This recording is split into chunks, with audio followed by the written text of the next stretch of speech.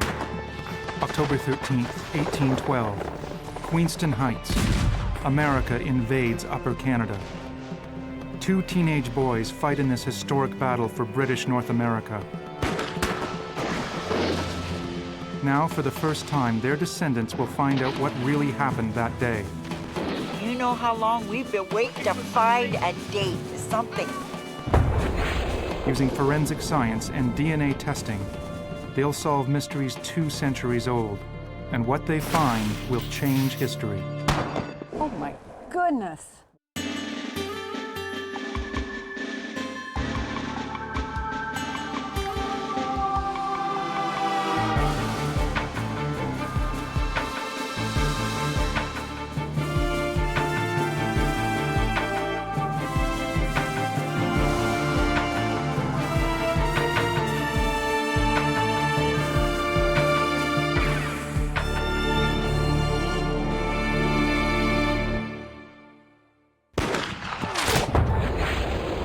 It is one of the legendary moments of military history.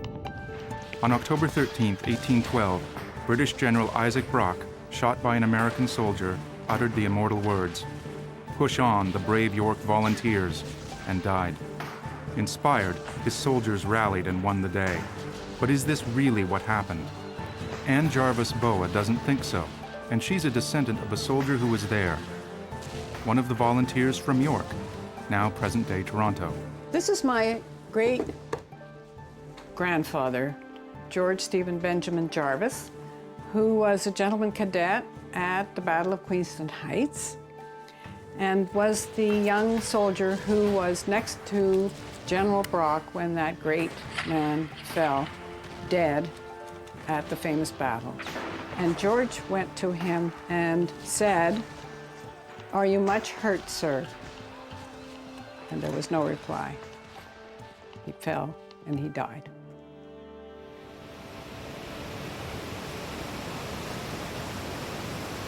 "200 years ago, the Niagara Peninsula wasn't a popular tourist destination like it is today.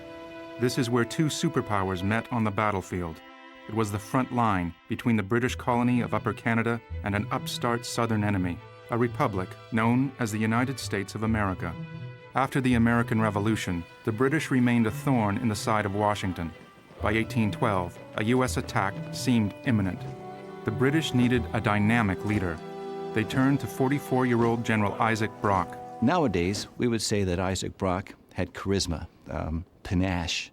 There was something magnetic about the man. People were drawn to him. On the day of the battle, just before dawn, American forces crossed the Niagara River and attacked the village of Queenston. Later that morning, General Isaac Brock led a counterattack and was mortally wounded. A Lieutenant George Rideout wrote home to his father that with his dying breath, Brock urged his men to push on, the brave York volunteers. Now, a skeptical Ann Jarvis Boa wants to track down a Rideout descendant in the hopes of finding out the truth. Sometimes history is colored by the way people report it, and sometimes history becomes more dramatic than factual. I don't think it was possible, but I think that there is going to be possibly proof that he wasn't able to utter anything except to die. If Jarvis Boa is right, a cherished legend will be put to rest. George Jarvis was just 15 at the Battle of Queenston Heights. He fought alongside another teenager.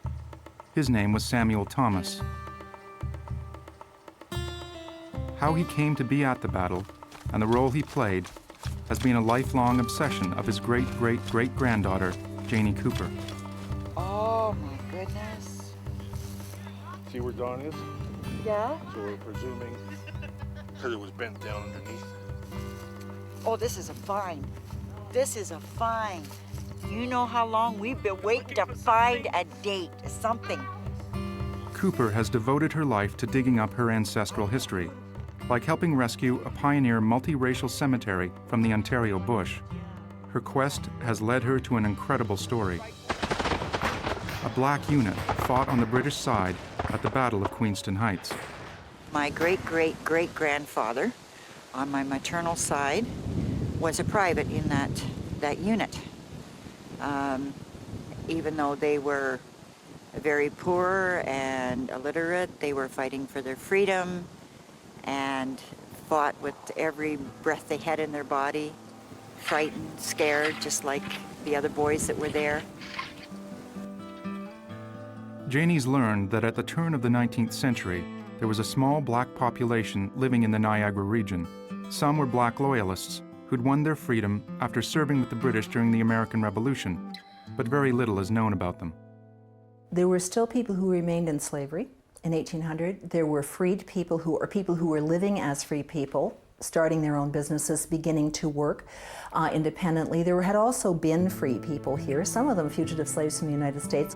The last thing Canadian blacks wanted to see was American law in place in Canada. Knowing this, the British created a special role for their black citizens. They used particularly black troops to guard the frontiers along Niagara and Detroit because the British commanders were very well aware that they had a vested interest in keeping the Americans out, and they did fight. In 1812, a company, about 30 privates and a couple of officers, was put together, made up of men of color, black soldiers. And they were on the battlefield in the farmers' fields above Queenston Heights. And when the word came to attack, they marched down towards the American lines. And so for that reason, that they deserve as much credit as anybody else. Janie believes her ancestor Samuel Thomas was there, but her knowledge of Thomas and his role at Queenston Heights comes from family stories. Now she wants to document that ancestry and find out where Samuel Thomas came from. Janie will have the help of professional genealogist Brian Gilchrist. Where there is an element of oral history, there's also an element of truth. And part of my job is to take that oral history, combine it with the documentary record, and see what maybe the truth might be. Hi, Brian. How are you? Hello, Janie. Pleasure to meet Pleasure you. to meet you. Nice to meet you. Boy, this Finally, is a real thrill. this is a wonderful thrill. This is where my great-great-grandparents were married in 1864. Amazing, amazing. Samuel Thomas is buried here in the grave sites here. I don't know exactly where, but he's Sure. there. Janie Cooper's great-great-great-grandfather, Samuel Thomas, probably helped build this old wooden church in Oro, Ontario, roughly 120 kilometers north of Toronto. It was founded in 1849 by blacks who had fled from slavery in the U.S. This is the symbol of the safe house here. What do you mean by that? Well, those that were on the Underground Railroad, they didn't know what house to go to. Okay. So those that sympathized with the fugitives and would help them and give them food and shelter, they would plant these outside their home. The orange lilies. Yeah. So they know, Yeah. that they could go there for sustenance. What about the community as a whole? What do we know about the black settlement of this area? They came in 1819, although there were some in residence prior to that, around 1818. But most were veterans of the War of 1812, and they were given land grants. So we're here, and we're still here. For the first time in her life, Janie enters the Church of Samuel Thomas.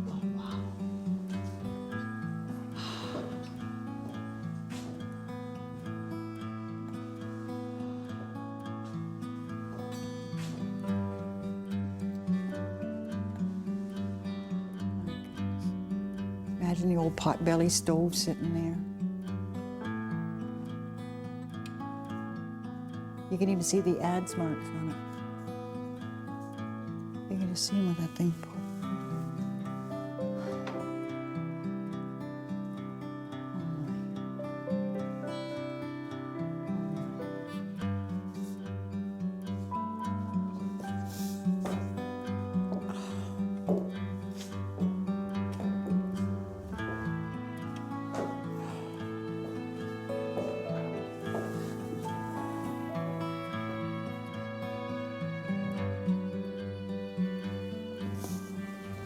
My heart's just so full to be in the house of God that they built, in gratitude for their freedom and to have a place to call their own. to worship in freedom. It's just, I just see faces of ancestors, you know, just unbelievable, unbelievable. My heart's just going with this. Well, it seems that Samuel fought, you know, at Queenston Heights. Now, he was a young boy. In this situation, we're going to be dealing with so much oral history. You've got a great basis of having written down what you know and what you've been told by your family. And now we're going to try and document some of it, especially Samuel's role within the Colored Corps during the War of 1812. Now, it's my understanding that he was born in the United States. I have no idea where. Okay. Well, we've got your notes and what you think is the truth on this side. I always like to think that we like to be proud of our ancestors, but in the reality, in the final analysis, if they were here today, would they be proud of us? Oh, amen. Absolutely, absolutely. Armed with Janie's family history, Gilchrist starts his search for Samuel Thomas.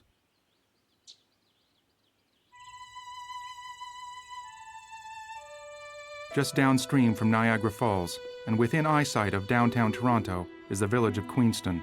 This is where invading American forces landed their boats in the early morning hours of October 13, 1812. By mid-morning, they had captured the heights above the village. It was on these heights that General Isaac Brock was killed by an American soldier. The next day, Lieutenant George Rideout, in a letter to his father, wrote that the general uttered a stirring call to arms. But Ann Jarvis Boa's great-grandfather was sure Brock said nothing. To find out the truth, Ann also hopes that Brian Gilchrist will be able to help. George Stephen Benjamin Jarvis is my hero. The closest person to Brock when he fell happened to be my great-grandfather George. Wow. I think that can be taken as rather historically accurate because of his legal mind. He became a judge. He was a judge for over 50 years. And he was very precise in his recording of his life, for instance. Mm-hmm. He did make a complete record of where he was during the battles. And he was in 11 engagements, actually, throughout that war. Lieutenant George Rideout's account of Brock's death was very different. Quote, while rallying the men at the hill, he was shot through the breast and immediately fell and expired, saying at the same time, push on the brave York volunteers. Which is slightly different than what... It's certainly more dramatic, isn't it? Well, history is interesting because it's always a challenge to find what the truth is. That's right. That's right. And so your great-grandfather has left one version, and That's right. the Rideouts have another version. That's right. And maybe through our investigations and working together on this, we can find out a Rideout descendant and see where we go and see what their family story and lore is as well. The Battle of Queenston Heights on October 13, 1812, was America's attempt at a full-scale invasion of Canada. A cakewalk in the eyes of retired U.S. President Thomas Jefferson. The acquisition of Canada will be a mere matter of marching and will give us experience for the final expulsion of England from the American continent. President Jefferson couldn't have been more wrong, and Janie Cooper is living proof. Her great-great-great-grandfather Samuel Thomas fought here at the Battle of Queenston Heights as a member of the Colored Corps. Now Janie wants to find out what happened the day of the battle. She meets with Robert Malcolmson, an authority on Queenston Heights. It's so beautiful. Is this your first time in Queenston Heights? Yes, it is. It's, For the first time in her life, she walks on the very ground young Thomas and the Colored Corps fought on. I'm just so pleased to be here where he fought today. And of course, my children and grandchildren, it's going to be something for them to cherish in years to come. He was probably in his late teens. It's hard to tell. He was a private, of course. So along with everybody else, it was his first day in battle. By the time Private Samuel Thomas entered the battle, General Brock had been killed, and the Americans had captured the heights. The battle looked lost. The British organized a counterattack, bringing up units from Fort George.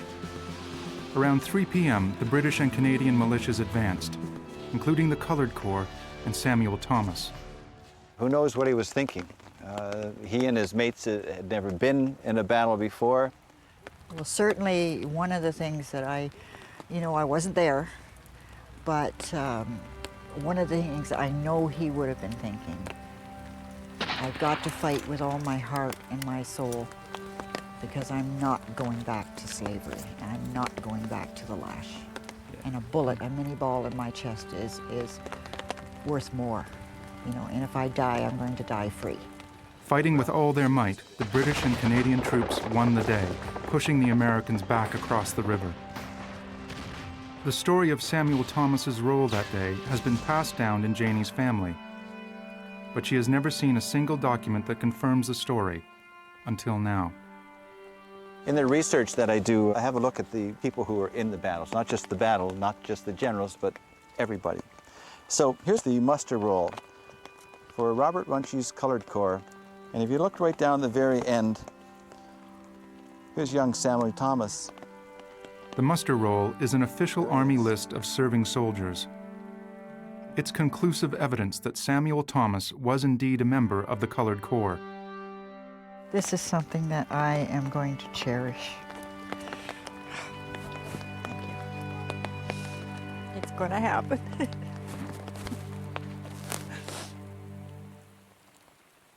General Brock's final words may have been, "Push on, the brave York Volunteers."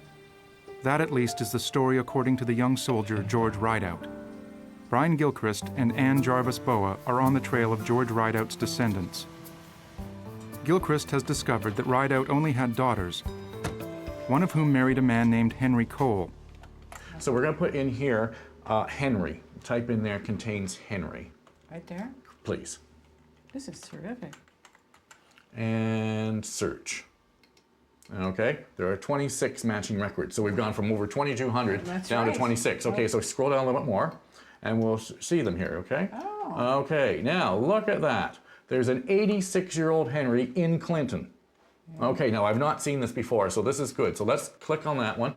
Gilchrist thinks he's found a Henry Cole, born in 1815 and residing in Clinton, Ontario, where George Rideout lived and died. If he's right, he's one step closer to finding a living descendant.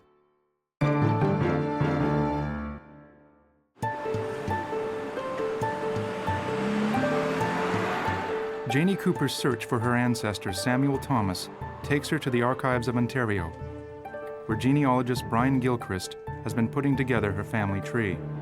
One of the good things about being in a place like this is it's got a warehouse of literally old original records. And one of the things that's so important for us to be aware of here when we're at an archives is we're doing the original research. Many researchers will spend time on the internet and they'll do what I call click and claim, whereas what we're doing today is down and dusty in the archives with the original research. And let me start off by showing you one of the things that we've done and I've put together for you. They're not complete yet because I haven't got all of the information from you, but there is a chart that I've put on your descendants of Samuel Thomas. You're there, and it traces your line of descent back to Samuel Thomas. There is no dispute in my mind that you are indeed a descendant of Samuel Thomas, who served in the Black Corps during the War of 1812 at the Battle of Queenston Heights. And that is very, very good news. So there you are. There's your great-grandparents, your second great, and your third great. Isn't that amazing? So Janie, you are a sixth-generation descendant from him on your mother's side. You are a great-great-great-granddaughter of Samuel Elizabeth Thomas. For the first time, the oral history of Janie's family has been documented, generation by generation, back to Samuel Thomas. But Gilchrist has more for Janie. One of the things that happens every once in a while in genealogical research, as you're finding and you build upon every piece of evidence and you take one piece at a time, this is what's called the wow factor. These are the originals that were written back in the time of the 1820s when the grants were generated. The records have been microfilmed, and as you can see, they're only one of a kind. So what page are we looking for now? Looking for 104. Okay. 105, 104. Janie, here you go. This is your ancestor, Samuel Thomas, by the Indian land on the Grand River, The grant was as a private of the Corps of Colored, commanded by Lieutenant Robertson, 100 acres, the west half of Lot 16, Concession 13 in Zora Township. Settlement ticket being given on the 26th of March, 1825.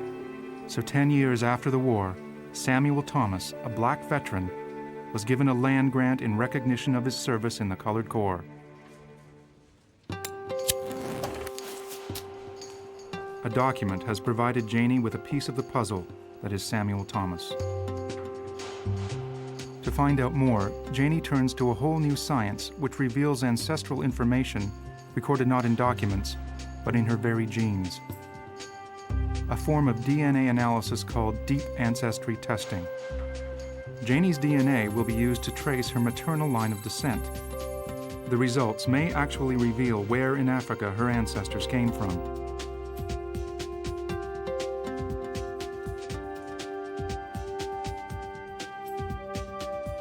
It's a blueprint of our life.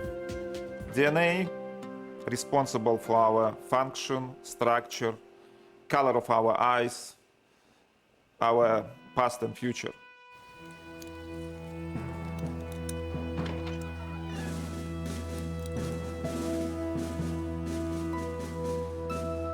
Ann Jarvis Boa is also using forensic science in her quest to solve the mystery of General Brock's death. Well, here it is, ladies and gentlemen, the coatee of Sir Isaac Brock. Wow. After all these years. Well, this is the coatee that was donated by relatives of Sir Isaac Brock, and in their original letters to Canada had stated that it was the coat that he was slain in, and it is our most cherished possession that we have in the museum. Incredibly, the very coat Brock wore at the battle has survived for almost 2 centuries. The coat has been cleaned of his blood, but it clearly shows where the lead ball that killed him entered the general's body. Can it help Ann Jarvis Boa solve the riddle of the final moments of his life? If Brock died instantly, he wouldn't have had time to say the famous words, "Push on, the brave York Volunteers." His coat has an entry wound, but no exit wound. So nobody knows the angle at which the lead ball entered his body, which could reveal which organs were affected and the speed with which he died. A crime scene investigation is conducted to discover the lead ball's trajectory. The investigators are Robert Malcolmson, forensic pathologist Dr. David King, and a university survey team. Now, is this the way it was? No, it didn't really look like this. It was much more open at that time, but we get the impression that there was grass like this, a meadow like this. Now, of course, he had ridden from the village of Niagara with a small party of men, the Light Company, with 15-year-old George Jarvis. My great-grandfather. Exactly.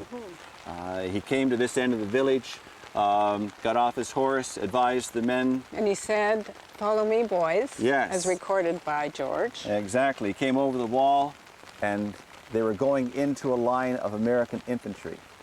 And it was then that one of those infantrymen managed to put the musket ball into the front of Isaac Brock's chest.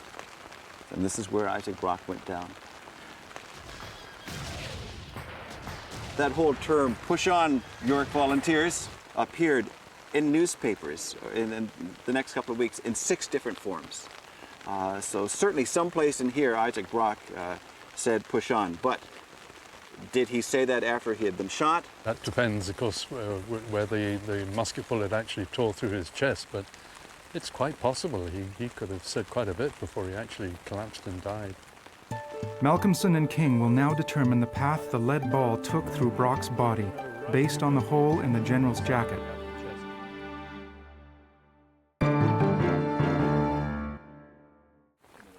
In General Brock's last charge, he advanced towards some 150 American soldiers waiting for him on the hill. This is about where the American line was. One of the men raised his musket. Well, they probably all raised their musket on command and fired away. I'm leaning forward, and that's about the angle. So the thing I've got here is 1 degree, 1.5 degree. Really? 1.5 degrees? Yeah, 1.5 degree. Downwards about 1.5 degree. Well, that's about as close to horizontal as you can get, isn't that so? When I talk to people about this, they often suggest that Brock was charging up a hill with a much bigger incline, that he was really shot from a height and the bullet came down at a steep angle, and then here it would seem to be just the opposite of that. Well, that hopefully will give us a clue to how long he might have survived and what he might have, in fact, have been able to save.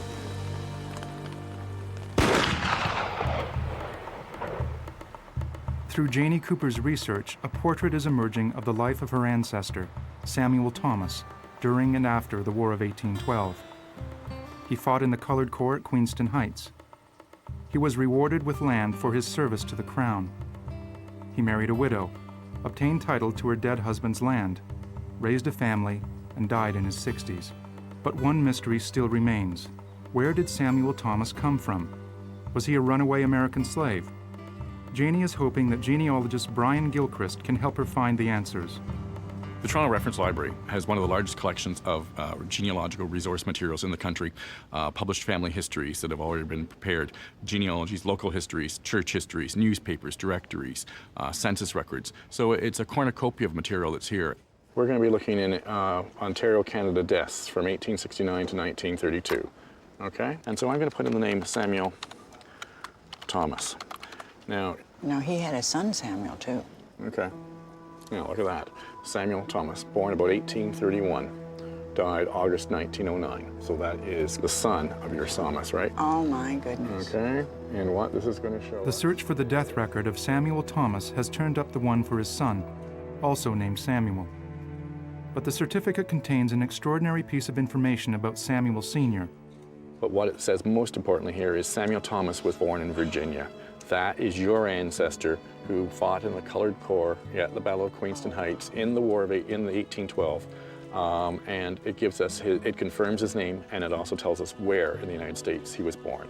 So we now know that you can proceed tracing that line back into one of the plantations in Virginia. Oh, this is awesome. I'm gonna cry again. Don't cry on me again, Janie. But yeah. Oh, it just means so much.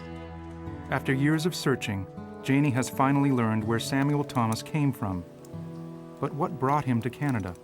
It's very possible Samuel Thomas was already free before he came to Canada, because in 1805, the state of Virginia passed a law requiring all emancipated blacks to leave the state within a period of 1 year after they were freed. That meant that people who had already gotten property, who had homes, who had farms, or had businesses, had to leave the state. And so there was an exodus in 1805 out of Virginia of free people, and some of them came to Canada. Samuel Thomas may have come to the Niagara region as a young boy with his parents, freed slaves forced into exile. Ann Jarvis Boa believes her ancestor George Jarvis was right when he said General Brock died without saying a word. But another soldier, George Rideout, claimed in a letter that Brock made an inspirational speech. Ann's search for a Rideout descendant is successful. She meets Ann Gahn of Traverse City, Michigan, a great-great-granddaughter of George Rideout. Isn't this wonderful to meet just you? Exciting. It's amazing, isn't it? Yes. Brian Gilchrist was able to find you. I find it fascinating that we're meeting after all these years and so many generations, our ancestors having fought at Queenston Heights all those years ago in 1812. It's known that the American soldier who killed General Brock fired on him from a distance of about 50 meters. Was it intentional or just a lucky shot? To find out, the two Anns used the same kind of musket at a firing range. The distance, 50 meters. No, it's full cock. Okay, go ahead. Ready? Pull hard. Just do it when I'm ready? Keep going. Yep. Wow. Way to go! Boy, you're starting out with... Maybe a water pistol. This is no water pistol. Ed Anderson is a modern-day authority on vintage black powder weapons. He's also a former firearms examiner with Ontario's Centre of Forensic Sciences. Place the forestock of the musket on the rest. Now, when I do that, It's ready to fire. All right, now where do I put these fingers? Right. 2 fingers on there. And get the gun tucked into your shoulder. Can I? What am I? Okay, let her go. So now I can pull hard. Oh my goodness! Wow, there you are. Did I hit anybody? Now Ed Anderson is going to put his musketry skills to the test. 3, 2, 1. And looks like Brock has escaped. They didn't hit anything. Even in a non-combat situation, with the musket resting on sandbags and a stationary target, Anderson was unable to hit the mark.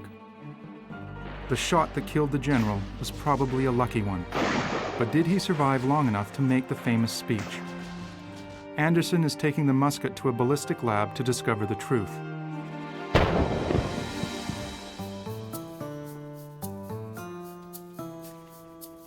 Despite an intensive search, no documents have been found shedding further light on Samuel Thomas's roots in Virginia.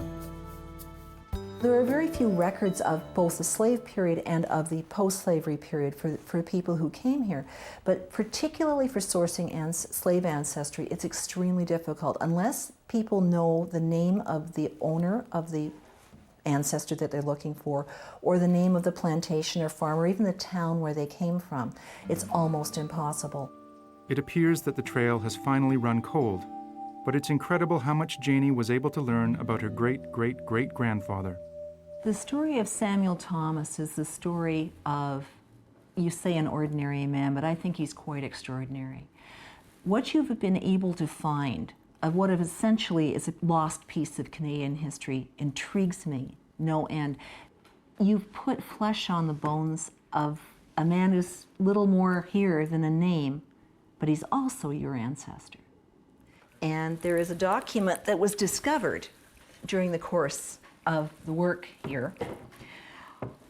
It is Samuel Thomas's petition to the government of Upper Canada for his land at Oro, and that is Samuel Thomas's mark. Oh my goodness.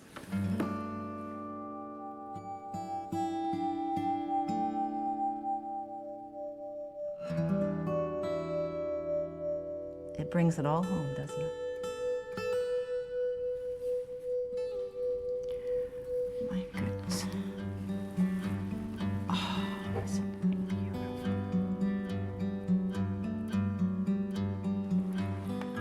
Seeing this, his mark, gives me a bit of closure, you know, not really knowing too much about him. But there was a journey, and now he's here. He's really here. He's here. Janie's search is not finished. DNA deep ancestry testing may yet tell her where in Africa her ancestors came from, and when and how they first came to Virginia.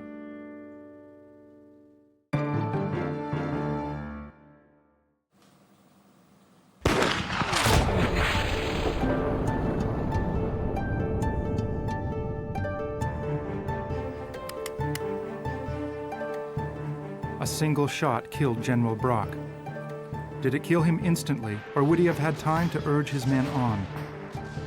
A series of ballistic tests may hold the answer. Tissue damage caused by a lead ball has rarely been investigated. Ballistic gelatin is used to simulate soft tissue. Muzzle velocity will be measured, and the experiments will also be captured on a high-speed camera. The first target, a swatch of red cloth similar to General Brock's coat.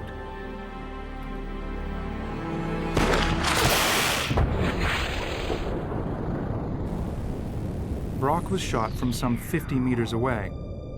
While the distance to the gelatin target is only 3 meters, the difference in velocity at point of contact is minimal. So it looked like the cloth got blown right off. That would be the lining. It's it's an irregular hole too. Yeah, it ripped it right out. It's an irregular hole, and some of the red material at least has gone right into the gel. Even the path of the bullet. It's a permanent wound. It's a permanent wound cavity. Look at that. Whoa, whoa. And look at the hole in the target paper at the back. Yeah, it looked like it mushroomed or flattened out. It looks like it out. might have mushroomed. Yeah. And that's just through gel. That's without bone or muscle tissue or some vital organ or something. It's, Yeah, didn't hit anything deadly. hard. Deadly. Mm-hmm. For sure. Deadly. To replicate General Brock's chest area, a section of pig ribs has been cast into one of the gelatin blocks. Perfect. Right on the mark. 1001, 1002, 1003.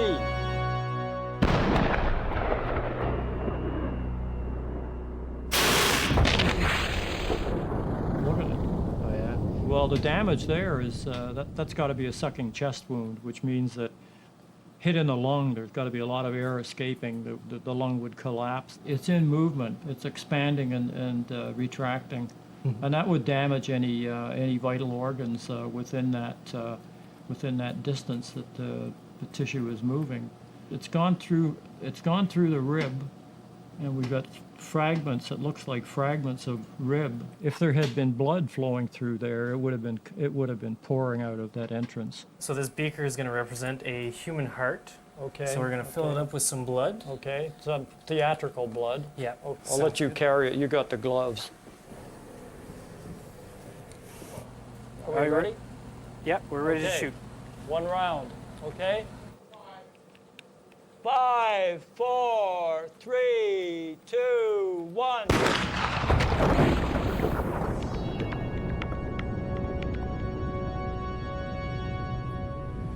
That's what happens when you get hit in the heart with a 64 caliber musket ball. Yeah, a lot of the damage. hydrostatic effect is tremendous on any tissues with blood or fluid of any kind in there would just rapidly expand, and it would damage everything on around it. If it was the heart or the spleen or whatever, it would cause a lot of damage outside of the actual wound track because of the expansion, the kinetic energy.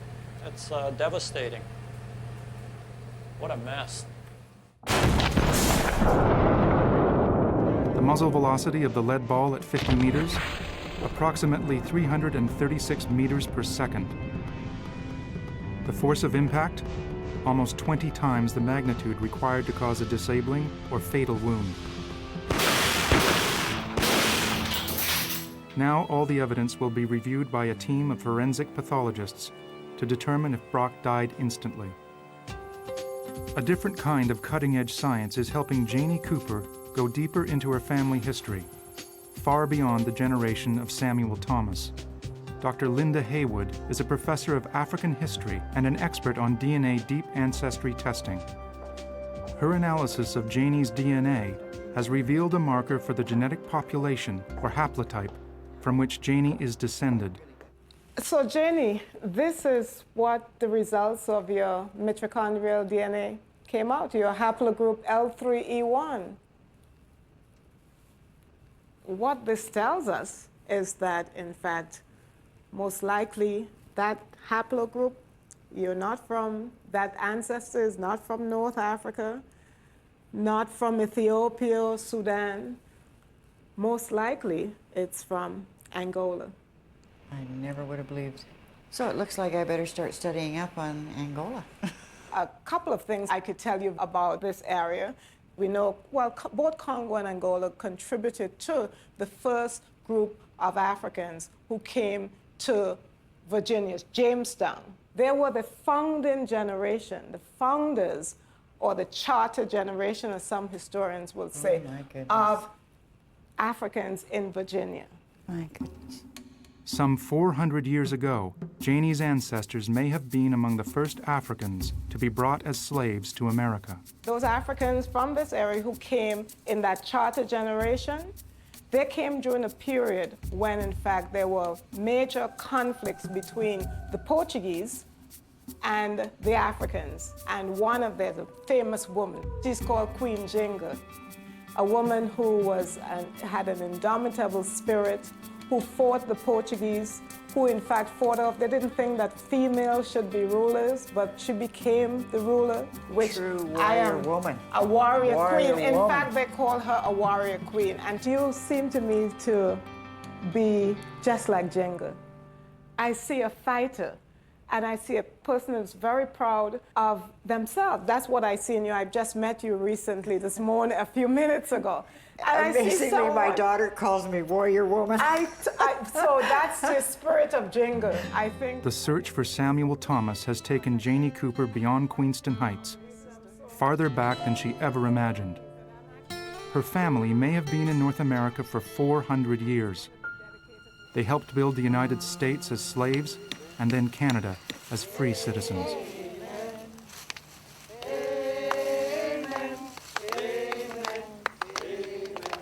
People have to be aware of what was here, and that we were here. Yeah!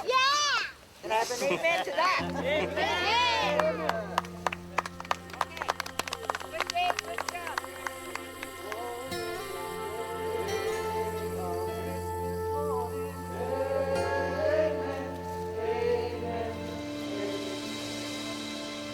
The ballistic tests on the shot that killed General Brock are now complete. Forensic pathologists will now examine the evidence to determine if General Brock was physically capable of speaking after being shot. Well, here it is, and that seems to be the bullet hole. So our challenge today is to try and sort out just what happened. The story that came from my ancestor was actually written by him. George ran up to Brock saying, "Are you much hurt, sir?" Yes. He made no reply. And from your side? Well, my great-great-grandfather, George Rideout, wrote to his father. He heard that the general said, "Push on, brave York volunteers." How close he was to the general at that time, I don't know. So, David, we now have two pieces of contemporary evidence of what apparently may have happened, how long he may have survived. And as forensic pathologists, when we're investigating a death, we need to gather information from every source that we can. Absolutely. And Robert, last week we were at Queenston Heights at the scene of the death.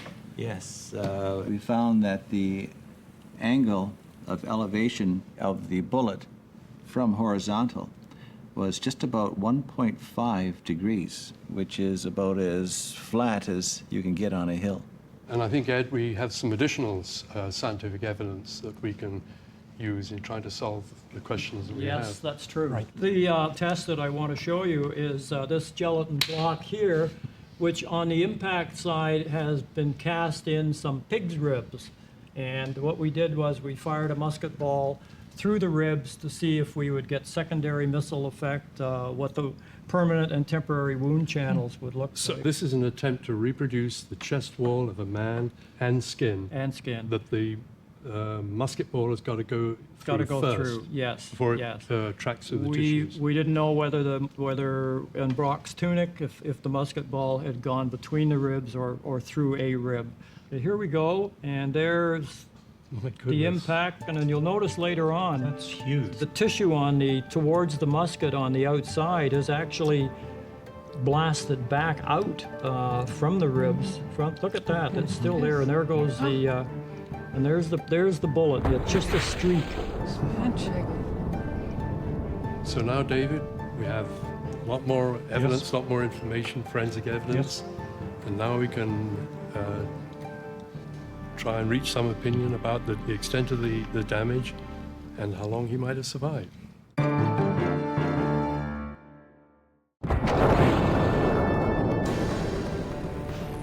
Using an anatomical model, the pathologists must now determine which of General Brock's vital organs were hit. So the musket ball went in here somewhere, I think in this region. So what have we got behind? Maybe it just nicked the heart? Yes, and probably damaged severely, because remember, we've got quite a wide diameter of damage, if you remember, from those films. It's a very large area of tissue damage. Yes. So, gentlemen, do you think he could have made some kind of a speech rallying his troops? I think I keep on coming back to the dramatic injury pattern that we saw on that high-speed video. And I find it extremely difficult to think that this person would have survived for a long period of time. So I'm with Dr. King here. I think he probably said nothing. which would fit. Which would fit with George's statement that he was within a few feet of him at that time. And George ran up to him saying, "Are you much hurt, sir?" He made no reply. The forensic tests have produced strong evidence that Brock never had the chance to utter the legendary words, but his death was no less heroic. It's a very sad death. It was a tragedy. I think we've a little lost sight of the fact that this was a human being, and in all our experiments and listening to the reasons for his death and so on, we must not lose sight of the fact that he was a real Canadian hero. George Jarvis survived Queenston Heights to fight in 9 more engagements. He became a lawyer, then a judge for 52 years. He married twice and had 13 children. He lived to the age of 80. 2 boys fought in a battle 200 years ago, George Jarvis and Samuel Thomas. They set the course for future generations.